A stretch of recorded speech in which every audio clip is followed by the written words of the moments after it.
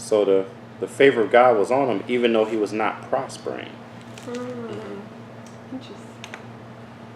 So that tells us that prosperity isn't the distinguishing trait of favor.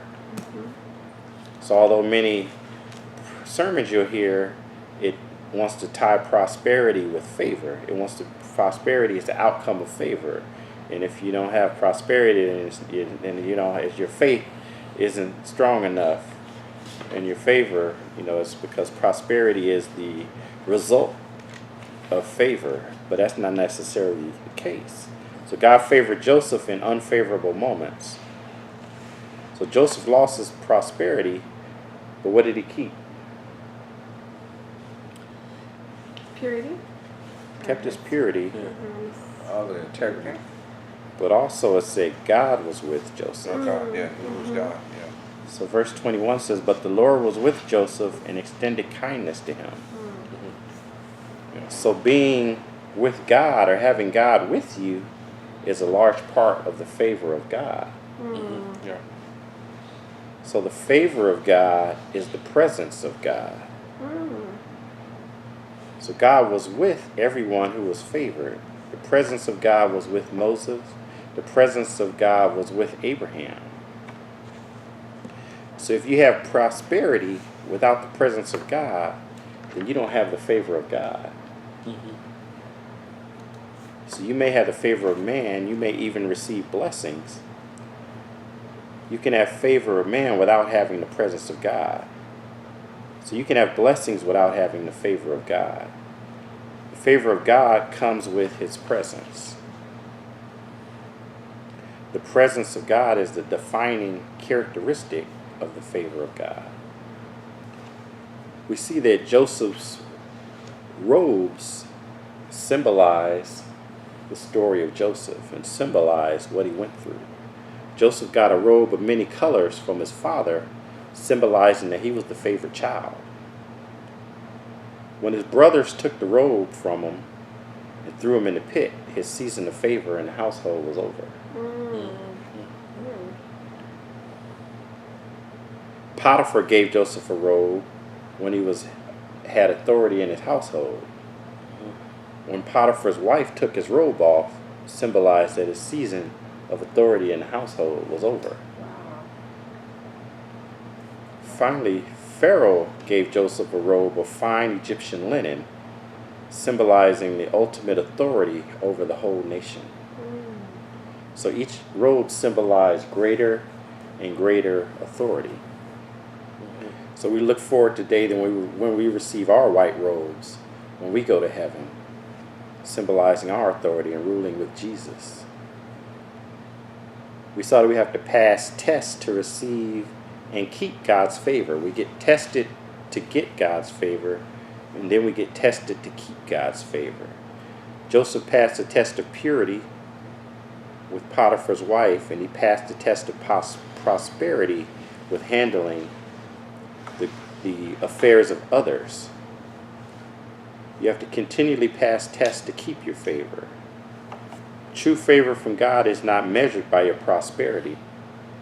True favor is measured by the presence of God in your life. So we see that whether he was in good circumstances or bad, whether he was in jail or in Potiphar's house, it said that the presence of God was with him. The presence of the Lord was with him. So the presence of the Lord is favor. So seeing that, then we can look at our list of the 10 things that bring you favor of God as also a list of 10 things that attract the presence of God.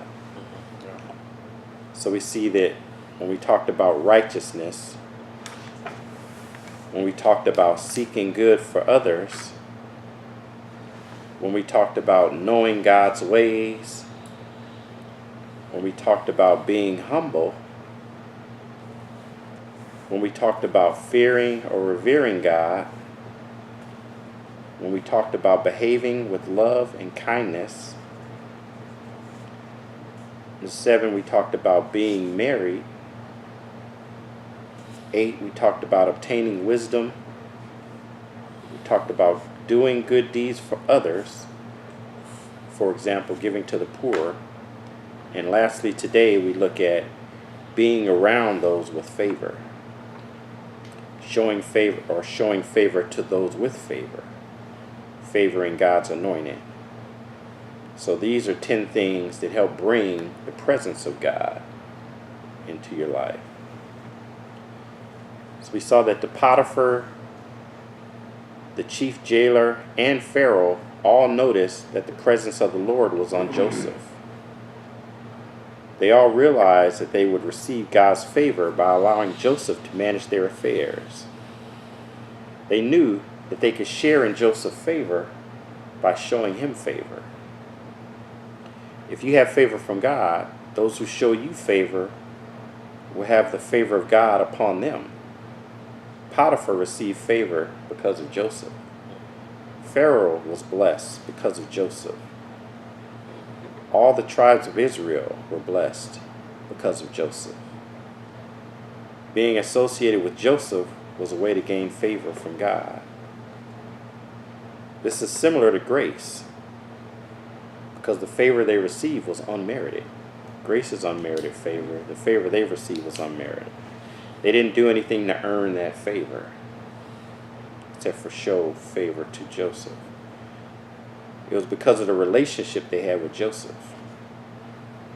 So in the same way, we receive eternal life based on our relationship with Jesus. And others can receive favor from our actions. So the favor of God can be on your company, like you said, because you work there.